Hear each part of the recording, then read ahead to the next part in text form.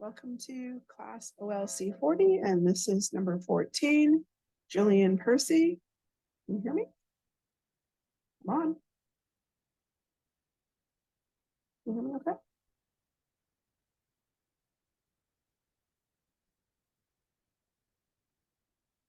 Yeah. All right, welcome to OLC 40, class 14, Jillian Percy. And here are the ways that I can be reached. 1-800-465-7144. That's the studio number if you want to talk to me while I'm airing. 1-800-667-3703. That's the WASA office number. You can fax work to 1-800-463-7852. You can also email me work at jillian.percy@nnecschools.org. And if you want to rewatch a recording, it's on YouTube at capital G, capital P, ERCY, WAHSA. Okay, so I want to talk about adjectives a little bit. I think we kind of skipped over talking about them at the beginning of this course, and I wanted to come talk about them before we move on to some of the harder stuff. Adjectives generally describe nouns or pronouns. People sometimes forget that part. They can describe or modify people, places, things, or ideas. They can describe age, color, size, shape, purpose, number, origins, materials, quality, or opinions. However, one of the funny things about adjectives in English is that they tend to come in a certain order. Let me show you what I mean. This is called, it has the fancy name of the Royal Order of Adjectives because we seem to instinctively put them in this order in English, and if we don't, it sounds funny. Now, there were a bit of confusion about whether it was 8 categories or 10 categories, but we're going to discuss that too. The first category is something called determiners, and the big argument there is, are determiners a type of adjective, or are they really a category all their own? Doesn't matter, they still are first, okay? And those are things like articles like the, a, and an, or possessive pronouns like his, her, their, are, or demonstrative articles like that, this, these, those. So those have to come first, and those ones are not optional. If you drop them, the sentence will sound really funny. Then we've got quantity or numbers, and some people kind of roll those into determiners. Some people think of them as a separate category of their own, okay? So it can be specific like 1 or 8, but it can be non-specific like many or none or some. It can be as big a number as 30 or thousands or a million, it doesn't matter, okay? Next comes opinion. Opinion is also called sometimes quality, which I think makes more sense. Things like terrible, wonderful, frightening, sad, hair-raising, peaceful, good, bad, great, uncomfortable, beautiful, delicious, disgusting, tasty, nasty, important, boring. Those are all adjectives of opinion or adjectives of quality. Next comes size, tiny, microscopic, big, huge, gigantic, enormous, medium-sized, long, and short. Age, old, young, babyish, middle-aged, teenager, elderly, retired, ancient, new, vintage. Shape, things like circular, squared, elliptical, geometric, oval. Color can be any range of color from things like red, crimson, scarlet, azure, green, violet, indigo. Origin is about where something came from. So French, American, British, Irish, Atlantic, European, Canadian, or Dutch. Material is what it's made out of. So wooden, plastic, china, metallic, stone, gold, velvet, silk, copper, bone, artificial, leather, rayon. The last one is one called purpose, and it's often almost like it's a part of the noun. Some people think of these as compound nouns. So hound, dog, pickup, truck, vampire, bat, picnic, basket, soccer, ball, and computer, desks. I'm going to go over these a little bit more thoroughly. Here is the determiners, and here's what we're talking about. The articles, a and the possessive pronouns, my, your, his, her, its, our, their, and whose. Demonstratives, this, that, these, and those. Now, just because these are articles don't mean they can't be determiners, right? Just because like we live in Sioux Lookout, which is a small part of the larger section of Ontario, and Ontario is a smaller section of Canada. So these are articles, but articles are just one small section of the bigger area called determiners. Now, down here in the bottom row are the ones that are somewhat controversial, right? Some people group these as all kind of one different type of adjective. Some people sort of roll them in with determiners. So numerals like 1, 2, 3, 4, ordinal numbers where you're saying what order things coming in, like first, second, third, fourth. Quantifiers, that's where you're talking about numbers without using specifics, like a few, another, much, many, a lot, any, some, or very.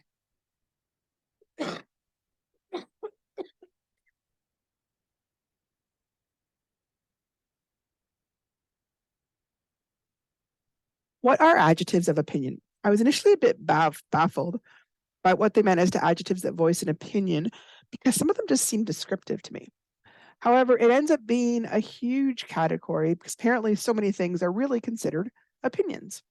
I later found another site that refers to them as adjectives that describe the quality of something, which I think is a little more understandable. I still kind of think of them as basically adjectives of description. For example, I eat the pizza and I think it's tasty. Dad ate it and thought it was terrible. Mom took a bite and says it's greasy. John ate 4 pieces and says it's filling. All those words in red are essentially voicing an opinion on the pizza, or they could be considered to be describing a certain quality of the pizza. And you'll notice in this case, the adjectives describing the pronoun it, they only use pizza in the very first sentence. And the rest of the time, it's just kind of assumed that you remember that it's pizza. But terrible actually goes to the pronoun it. Greasy, oh, this should have been apostrophe S, positive, goes to it. Filling goes to it as well. So that's why I was talking about whether it can be describing a pronoun or a noun. Ultimately, the pronoun is standing in for a noun. But in the sentence, it can just be the pronoun. Adjectives of origin. Adjectives of origin normally describe where something came from, and it's usually capitalized. It's often a country, but it could be a region or maybe a continent or a body of water. So, like Pacific salmon came from the Pacific, but you could also get Atlantic salmon, for example. A Chinese vase, Swiss chocolate, German car, American cotton, but you could also see something like European oil. And there it's not describing a country, it's describing a much larger region. Or North American exports. Well, then it's talking about not just America, it's talking about Canada and America and Mexico and some other countries, right? Because we're talking about a continent there. Purpose adjectives. I had a hard time wrapping my head around these at first because they go back to what people are talking about in terms of it almost sounding like a compound noun. It's like a adjective that's been used so often, it's almost become sort of a category of its own. Like when we talk about running shoes, we're not really describing the shoes as we are describing a type of shoe. Same thing for like a sleeping bag, a flower vase, a frying pan, a tennis racket. Technically, it is still an adjective, but we don't even think of it because it seems more like the name of the object. So some other examples would be a picnic basket, a computer table, a winter coat, oven mitts, gardening gloves, a surgical mask, a fitted sheet, a rocking chair, a toy boat. All right. Now, grammar is different from language to language. So if you grew up speaking English, this order of adjectives becomes something just instinctive that you follow automatically. However, if you grew up speaking a different language, other languages have different rules for the order of adjectives or less strict rules. They just don't even care. So in that case, this order might have to be kind of learned or memorized because there's not really any particular rhyme or reason as to why we use this order. If the order gets mixed up, though, it will sound wrong to people. And they won't even be able to sometimes say why that sounds wrong. So here's an example. So like if they said, I saw the green huge house, it should be instead, I saw the huge blue house, oh, sorry, greenhouse there. When I put green, the house, I wanted to change it into one word there. But size comes before color. Here, when you read this sentence, it almost doesn't make sense when you take it all the adjectives out of order. I saw the silk French beautiful cloth. What on earth are they talking about? Well, they're saying I saw the beautiful French silk cloth. So totally different thing. The other thing, and I didn't talk about this, but we were going to talk about it right now really quick, is where do adjectives come in the sentence? Okay. So the really common spot is to come right in front of the noun. So big, black, dog. Big and black are the adjectives, right? We don't normally put more than about 3 adjectives, and it starts to sound really unusual and quite strange. Generally, if people are doing that, it's because they're looking for like a comedy effect. Now, you could also put those adjectives at the end of the sentence like this. Like I could say, the dog is big and black. So now the whole sentence is just about describing the dog, but that's totally valid as well. Okay. This is more common in like a shorter sentence. This would be more common in any kind of a sentence, really. But just so you know, there's 2 places that can go. All right. Now, there are some times where it breaks the rules. And this is one that seems to cross language barriers, which I thought was really interesting because it has to go with how we pronounce things. So why do we say in English, big bad wolf? Because bad in his opinion, so it should come before big, which is size. But here's the reason. Certain words that are spelled almost the same, generally exactly the same, with just the vowel being different, what vowel is in the middle controls where the word gets said. So we say I words before we say A words, which we say before O words. So for example, we would say tic tac toe. We would never say toe tack tick. It doesn't make any sense.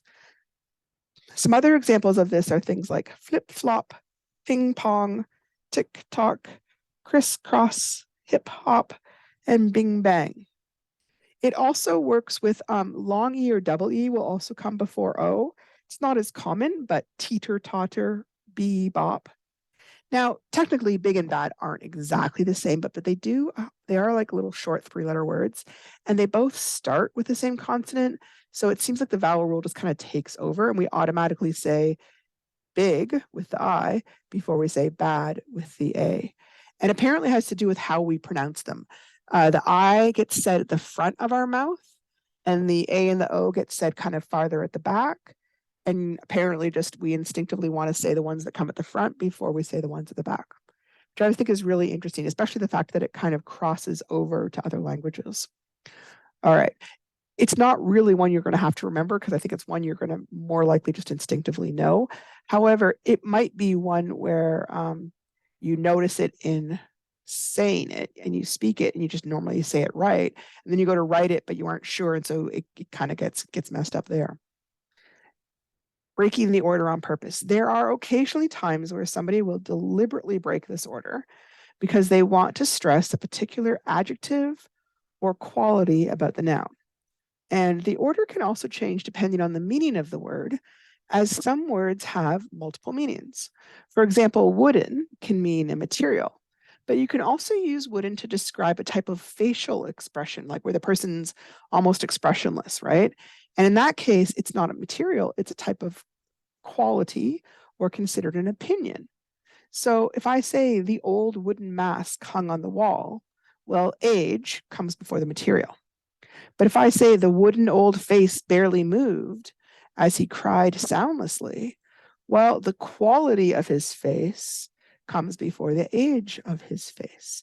So that's one time where the words are the same, but you change the order because of what they meant. Commas. I found there was quite a controversy over commas. Do we use them or not? Two adjectives that come from the same category should have a comma between them. And that is most common with adjectives of quality. The disgusting, smelly pear should get thrown away. And we put a comma between disgusting and smelly. But technically, adjectives from different categories don't need a comma between them. So we could say the delicious yellow Welsh cheese had just arrived at the shop, and it would be totally legit because delicious is an opinion, but yellow is a color, and Welsh is a place of origin. Now, having said that, it does look a little tiny bit funny to me sometimes, maybe because there's three, right? If I just had the delicious Welsh cheese, it maybe wouldn't look so funny to me. You never put a comma right before the noun. That always will be wrong. Now, if you're not sure, if you're looking at it and kind of like, oh, I'm not really sure anymore, I would probably err on the side of caution and put a comma there. Even if it wasn't 100% right, it mentally just looks better. But that is my opinion. You are welcome to do it 100% the correct way. It probably should do it the correct way. I'm just letting you know that if you weren't sure, it'd be better to add the comma than to not add it when it's needed. Okay.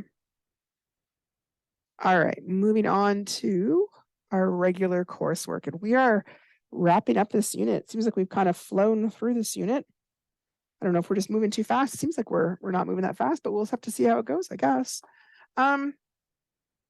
Yesterday, we talked about the different types of advertisements and how they portray different people and what they're selling and that kind of stuff. So today, we're talking now about the hooks or the tools that advertisers use to try and get you to relate to their product or to want to buy it, basically.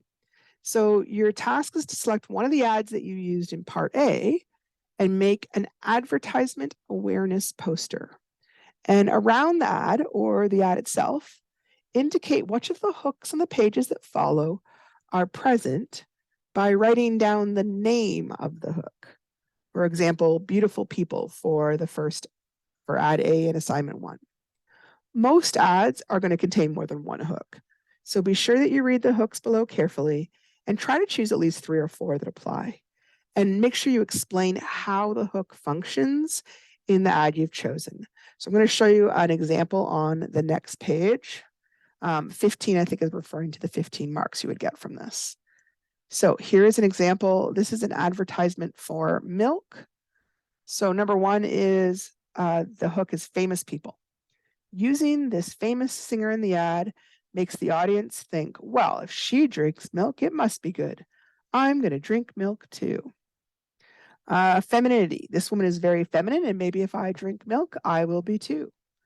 Sex. The girl on the side is wearing a sexy red dress and looking suggestively into the camera. Beautiful people. Ooh, she makes drinking milk look glamorous. Down here at the bottom, it says, testimonial. She is claiming that she drinks milk, so I should too. Vague promise. The ad says that some studies suggest that you can stay slim by drinking milk.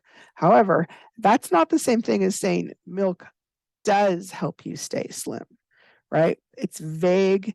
It's not something that can be proven because they use the word suggest. So that's kind of their weasel word to get out of being committed to that. Okay. Ooh. There are so many hooks. And I tried to show you some examples. I'm going to go pull up an example right away just to kind of show you what I mean. So humor is often used because it makes us feel good and it's more memorable. So the majority of commercials on TV is funny. This is one where the Burger King, their motto is flame grilled since 1954. And here's a ad of the actual store on fire because, of course, they're really using real flames. Apparently, at the time, it was well known that actually Burger King had more fires than any other fast food store because of the flame grilled thing. And so they were trying to kind of turn it around on its head and make it kind of funny. All right, symbols. Symbols are easily recognized elements from our culture that generate powerful emotions. So things like putting a flag up or putting up crosses or other things that people have a strong attachment to that makes them connect that to the product. Hype. Don't believe hype. Skeptical of exaggerated claims such as, oh, this is Canada's favorite coffee. Statements like that are meaningless and vague, but sound good. They haven't actually done an actual, survey or anything. It's just kind of, maybe they're thinking about sales. Maybe they're just saying it because they want to say it, right? Fitting in. This is a very common technique that tries to influence us by stating that if everyone else is buying the product, so should you. This is often seen in beer commercials, which promote the big lie that everyone drinks. However, actually, alcoholics are the main consumers of alcohol. Cute. Children and animals always steal the show. You can sell a lot of things by having a cuteness factor there. Family and girl next door will also fit this category. Emotional transfer. This is the process of generating emotions in order to transfer them to a product. For example, a Coke ad shows happy, beautiful people, but it doesn't tell us anything about the product. The point is to make you feel good and to transfer that feeling to the brand or the product. This is the number one and most important process of media manipulation, right? You're not going to watch commercials that make you feel bad unless they're asking you to donate money to somebody. They want you to feel good because feeling good and thinking about that product at the same time makes you more likely to buy that product. Sex sells without exception. That is true for both female and male. And you'll see more and more provocative, risque, even outright nakedness being used to sell different products. Fear messages are directed at our insecurities. Things like, no one will like you if you have dandruff, or bald people are losers. They aren't usually quite that blunt, but anyways, this is a very common technique, and extra attention is required to resist these messages. I also find if you look at some vintage ads, it's really common where you'll have some poor girl sitting there going, why do men not like me? And there's a little thing going, her terrible bad breath is driving men away, or something like that. So they're not usually quite that direct anymore, but it still is definitely a sales technique. I'm gonna another picture one here. All right, famous people. Celebrities make products appealing and attractive through association. So here is Jennifer Aniston using Sephora's Living Proof hair product. It weightlessly blocks out 100% humidity. Well, my goodness, if it's good for Jennifer Aniston, who has, is known for her beauty, then clearly everybody should be using it. Vague promises. We've talked about these. Things like might, maybe, or could. These are all red herrings that kind of divert your attention. Super glue may heal cuts better than Band-Aids. It sounds ridiculous, but you'll hear claims like that. And it would still be true because the use of that word may is, again, it's kind of their way out. They haven't said super glue does heal cuts better than Band-Aids. And because they haven't said it that bluntly, you can't really kind of go after them in terms of lawsuits or fraud claims or things like that. Testimonials are statements by people explaining why certain products are great. Famous or even plain folk or actors can do this. This is more powerful when someone we really like or respect endorses a product. They now have used two examples here that I hope that you guys even know. Sidney Crosby or Tiger Woods, or in more modern times, if the Kardashians said it was good, oh, well, it must be amazing, right? Or if who's ever in the latest boy band or whatever, Ed Sheeran loves something, oh, it must be awesome. Then beautiful people.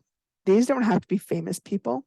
It can be anyone who's beautiful, and it's for male and female too. They're usually used to glamorize merchandise, especially unhealthy products like alcohol, tobacco, and junk food. Models and actors generally have rare body types, and they don't represent average people, but they represent idealized notions of beauty that are constantly changing. Compare, for example, Marilyn Monroe's body to a contemporary actress or model. What they're getting at there is what's considered beautiful changes from decade to decade. So if you look at, women's fashions magazines from the 20s, oh, well, all the girls were very, very thin and very little bosom and these long, thin dresses that emphasize thinness. Well, obviously, The heavier girls were still there, right? That was just the fashion. And then at different spots, you'll see more curves or more masculine looks or taller looks, or it just really changes. But because of that, it's like people are constantly trying to reach an ideal that keeps changing. Okay. Ordinary people are people like me or you. So this is really common in ads that stress community or family, like with Walmart. It would also be really common with something that like everybody wants to use, right? It's easy. Simple solutions are often used to convince us that a product will solve all our problems, such as bald spot hairspray will get you a date, or doorknob disinfectant wipes keep us healthy. Sometimes they'll have like larger ideological messages, such as cars enable us to conquer nature. Got to be honest, I don't agree with that particular statement, but it's there, so I'm reading it. I don't agree that comes under easy. But the idea that if you buy this one product, it'll magically fix everything, that's super common, yes. All right, I'm going to grab another one with a picture. I couldn't find pictures for everything. I apologize. I did try really hard. Ooh. Okay, well, I'm going to go on this one now. Macho. Macho is generally used to appeal to males, but not exclusively. It also demonstrates masculinity and male stereotypes. These are common in military and tobacco ads. You're also going to see it, I find, a lot in truck ads, certain types of sports equipment ads, where they want to look, everything's like rugged, tough, built to last, all that kind of stuff, right? Femininity is another gender stereotype used in a variety of ads, from teen makeup commercials to alcohol ads. Repetition, that's done to reiterate a sales pitch over and over again, like the phone ads that repeatedly display and enunciate the phone number to access their service. But it's easy enough, even in like a 30-second commercial, for them to be like, this is the hairspray the models use. And, oh, Cindy Crawford uses this and so uses this. And again, kind of emphasizing it so they get enough times in that kind of sticks in your brain. Exotic. Exotic is the appeal of the other. Something that looks different. It could be an exotic beach location, a tribal person from like another country, something strange or unknown. This is often meant to hook you through presenting something that is out of the ordinary or beyond our everyday experience. I feel like this is used less often these days than it used to be. You're going to see it coming up in like vacation ads, right? Sometimes you might see it coming up in things like art or clothing ads. I just feel like this is one that's become a little bit old fashioned and maybe even a little bit prejudiced, and it just isn't as used as often as it used to be, which I think is a good thing, actually.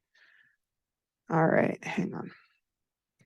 Big lies are exaggerated promises that are impossible to deliver, such as, this is Canada's best all-weather vehicle. It's very similar to hype. So more subtle examples include, eating corn pops will make you as strong as an Olympian. So this example, you've got the girl and she's cracking the egg over her stove, her gas stove. What is that crazy woman doing? Well, if you see in the corner, the ad is saying, trust us, we deliver it fast. And the idea is, oh, they deliver it so fast that you can start cracking the egg. And by the time the egg falls, the tiny few inches, the pan will be there. Now, obviously, that's ridiculous, and they know it's ridiculous, but it's a way of trying to like emphasize how incredibly fast they are, right? It's also, if you were talking about things, it's using a sense of humor, right? Flattery. Flattery is used to make you feel good about yourself as a consumer and that you're making the right choice when you choose a product. So things like, oh, smart people like you always buy premium aquariums when purchasing exotic fish, or, savvy people or people who have experience or people who are wise. It's a really common technique, and you get so used to it, people don't even notice it anymore. Social outcasts.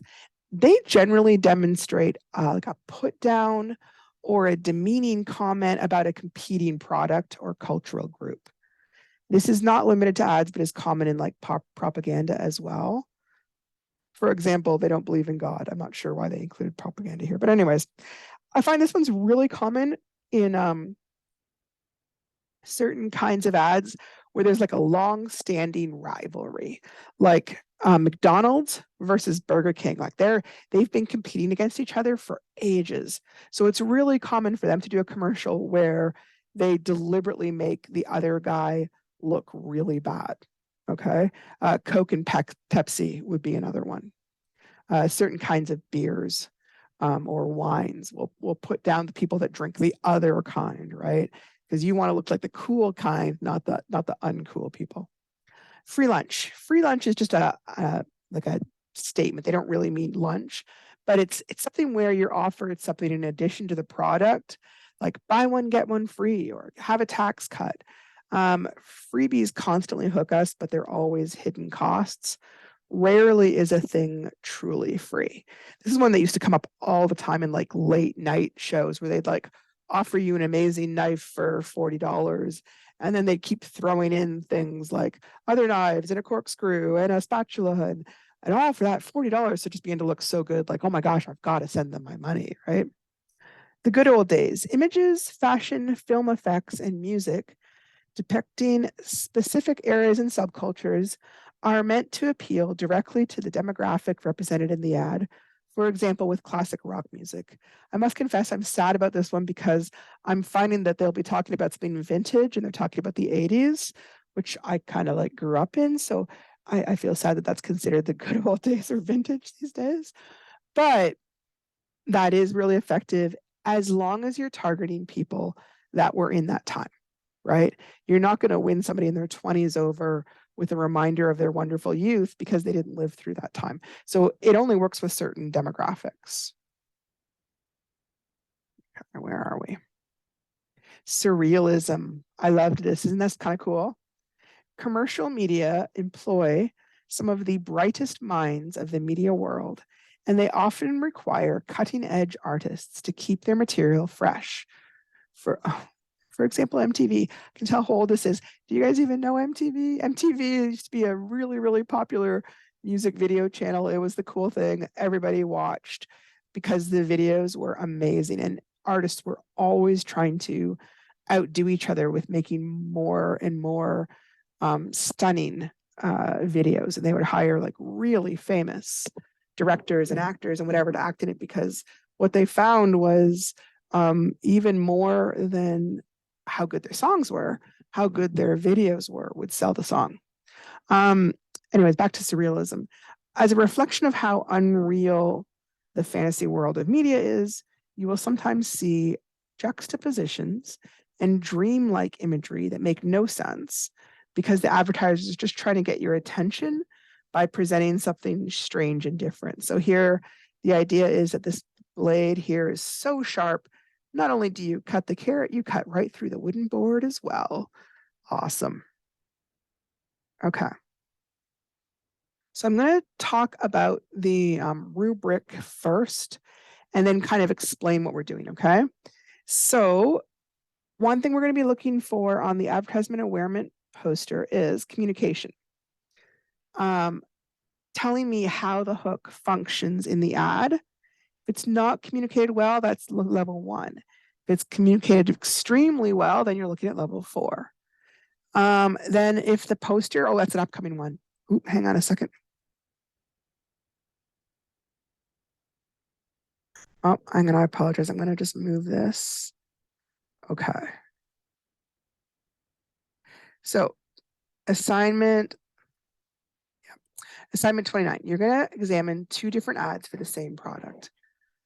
Either choose, like, hang on, ad A or ad B for the purpose of this assignment and answer the questions you will find. Ad A, and here's ad B. Use your own words to explain the message in this advertisement. Is the product itself the most important thing in this ad, or is the image of the product more important? I'm going to stop for a second because I feel like I've lost track of something. Hang on a second. Okay. So the advertisement awareness poster, but normally they list the name.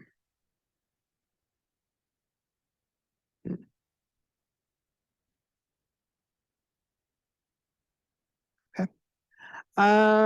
What do you think the target audience for this ad would be? Explain why you think so. What clues or details in this ad make you feel this way? Write a paragraph containing at least 4 sentences to describe what is pictured in the ad so that a person that cannot see the ad could envision it. Make sure that your description paints a picture for your reader that includes the mood or general feeling of the ad as you see it. So, in other words, make sure you're talking about the atmosphere or how they're looking, right? The look on her face is very different than the look on his face. Use your own words to explain the message in this advertisement. Is the product itself the most important thing in this ad? Or is the image of the product more important? Explain what you think and why. Who do you think the target audience for this ad would be? Explain why you think so.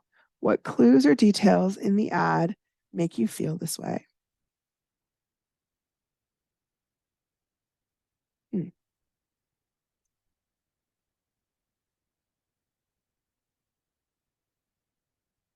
Okay, that was weird. I feel like something's dropped out and I apologize. Okay, so what are they selling is this. Pick ad A or pick ad B. And then here's the rubric for that. What are they selling, right? The previous one is advertisers and their audience. And you have to select one ad and make an advertisement awareness poster. Oh, that's the part that I got confused about. Okay. Okay. So we're going to talk about posters for a second because I'm going to need to talk about that. So this isn't just a discussion, it is a poster. I apologize that I did not grasp that. That's what goes with not reading carefully. Hang on a second. No. Okay. So posters. Okay. Posters have to always have combination. Okay. First of all, right, think about whether you're going to make it standing upright. Hang on a second. Whether you want it to be facing landscape or, portrait or landscape. If your magazine, well, I'm not going to say anything. You figure out which works best. You're going to want to have your ad actually there so I can see what you're talking about. Okay. You're going to want to have some text. You're probably going to want to have some arrows, just like they did for, where did they do it?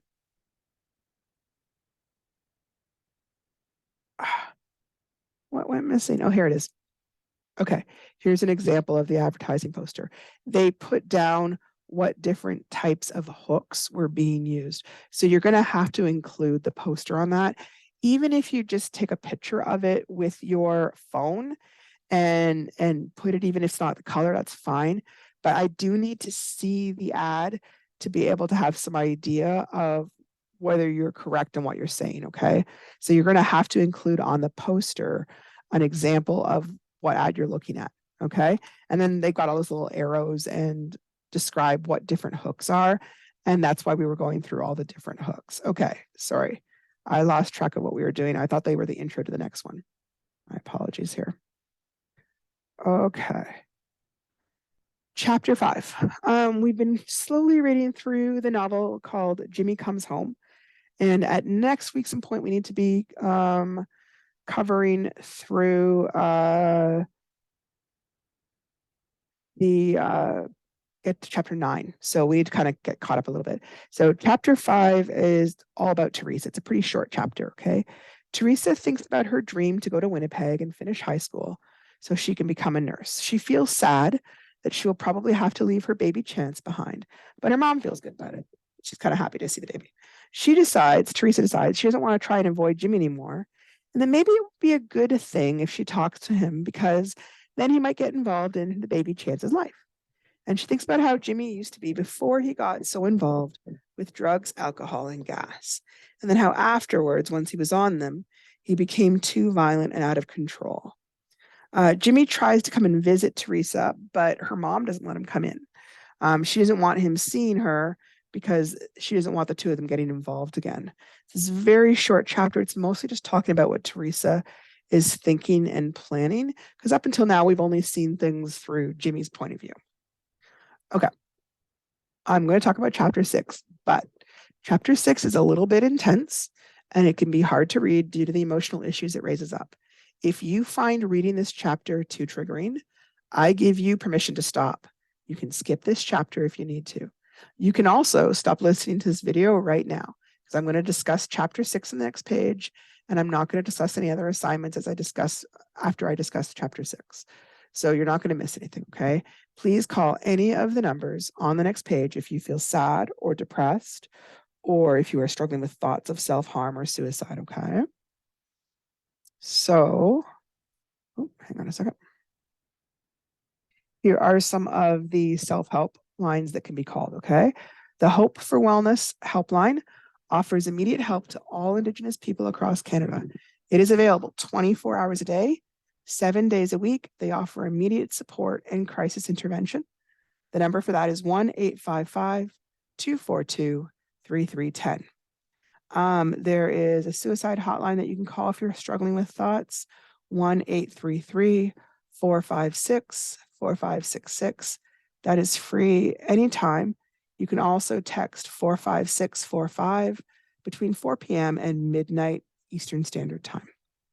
Talk for Healing is geared especially towards Indigenous women, and it is available in 14 languages all the way across Canada. 1-855-554-HEAL. Métis Nation of Ontario has a wellness and healing branch. They offer a 24-hour mental health and addictions crisis line. It's available in English and French. Once you're connected and have talked to them, they can deliver you services in person or over the phone or by video conference.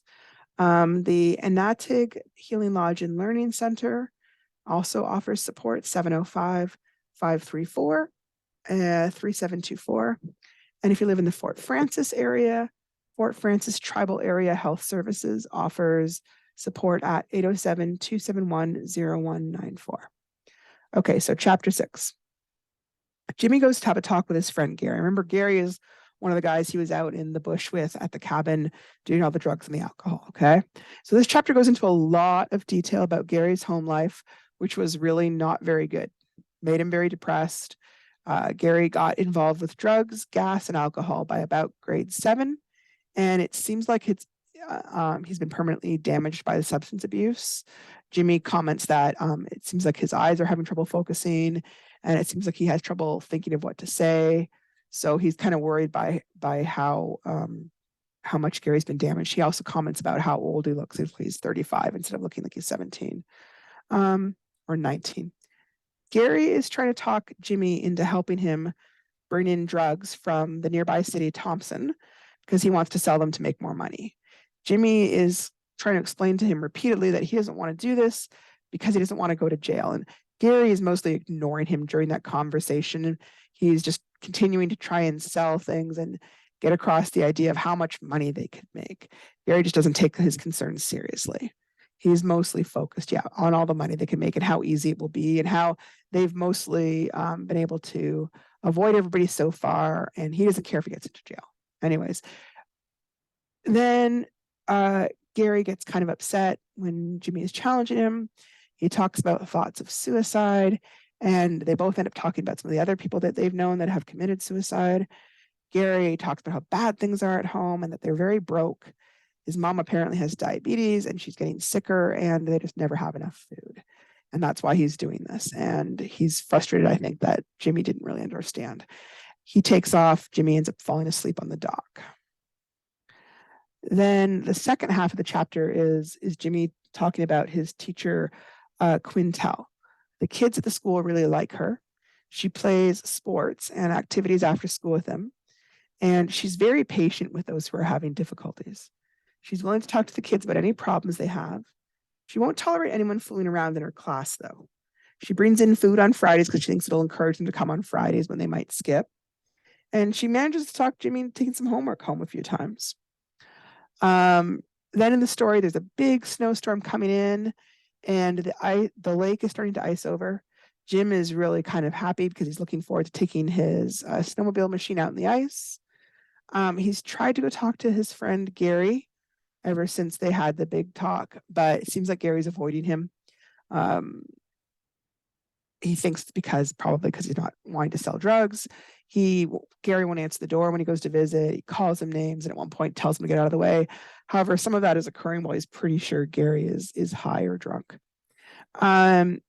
Jimmy is really determined not to get in trouble with the cops because he really, really did not like being in jail and does not want to go back. He does find himself missing the drugs and the alcohol, though. A couple of times he tries sniffing gas again. Once he tries getting back together with one of the girls that he did drugs with at the cabin, but he doesn't find her interested anymore. Then he stops going to school, sounds like for about a week or so. But finally, his teacher, Quintel, comes to get him and just makes him come to school. She basically kind of stands there and refuses to leave the house if he doesn't come to school with her. He really isn't happy about it and he kind of wants to throw a fit, but he doesn't because his grandmother is there and he doesn't want to upset her. Okay. So I want to talk here about, I know that this novel is full of really difficult topics. Some of them may be topics that you've had to deal with yourself or that maybe your friends might have dealt with. And sometimes it can be really reassuring to see your life reflected in the novels you read. But sometimes we want to read for escapism and we don't want to deal with real life issues in the novels we read. And for those of you who feel this way, reading this novel can seem like a real challenge. And I just wanted to offer you some encouragement I'm continuing to do this course, even though I know it is really hard. Tackling this course is a challenge for sure, especially if you've been out of school for a while. It can be really hard to get back in the swing of things, especially if you aren't very fond of reading or writing. Okay, I'm very proud of you who've made it this far in the course. You are now at the halfway point. Do not give up, okay? We will be starting Unit 3 next week.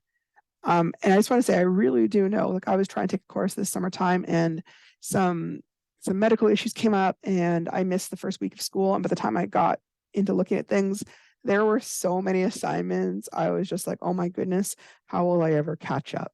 So it has nothing to do with whether you're strong at school or not strong. There's a lot of assignments here. Now, I know a lot of you are independent learning students, which is great. I know you've got all year, but don't put off assignments. If you're looking at an assignment and feeling overwhelmed by it, please, by all means, call me and say, hey, I'm mixed up, or I can't figure out how to get started, or can you help me? And I have no problem whatsoever talking to people about the assignments. I am here generally every single morning. The afternoon, I'm a little harder to reach because I'm on in the studio a fair bit. You can also send me an email and send me a message, here's my phone, here you can call me this way. I discourage people leaving phone messages mainly because my phone is still set up to the previous teacher, so I can't actually access any messages, so I apologize for that. We're going to start Unit 3, like I said, on Monday. I'm going to leave that up there. This is the continuing suicide, self-harm, crisis, whatever